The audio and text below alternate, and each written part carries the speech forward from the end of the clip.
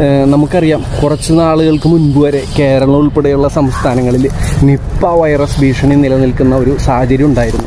ഈ വൈറസ് കൂടുതലും പരക്കുന്നത് വവ്വാലുകളുടെ fruit bat വിഭാഗത്തിൽപ്പെട്ട ഈ ഗാർഡനിൽ കാണുന്ന വവ്വാലുകളിലൂടെ ആണെന്നാണ് അറിയാനായിട്ട് കഴിഞ്ഞത്.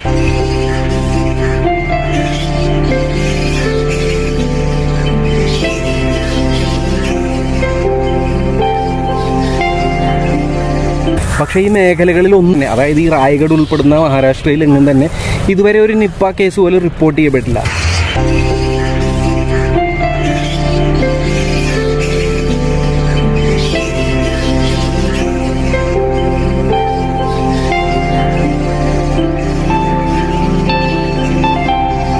വവ്വാലുകൾ നമ്മളുടെ ആവാസ വ്യവസ്ഥയിൽ ഒഴിച്ചുകൂടാനാവാത്ത ഒരു പ്രധാന കണ്ണിയാണ്. ഇവിടെ എണ്ണം ക്രമാതീതമായി കുറഞ്ഞു വരികയാണ്. ഇവരെ ഏറ്റവും കൂടുതലായിട്ട് പ്രതികൂലമായിട്ട് ബാധിച്ചിരിക്കുന്നത് വനനശീകരണമാണ്. കൂടാതെ വലിയ തോതിൽ വായുമലിനീകരണം നടത്തുന്ന വ്യവസായശാലകൾക്കും വലിയൊരു പങ്ക് ഇവരുടെ വംശനശീകരണത്തിൽ ഉണ്ട്.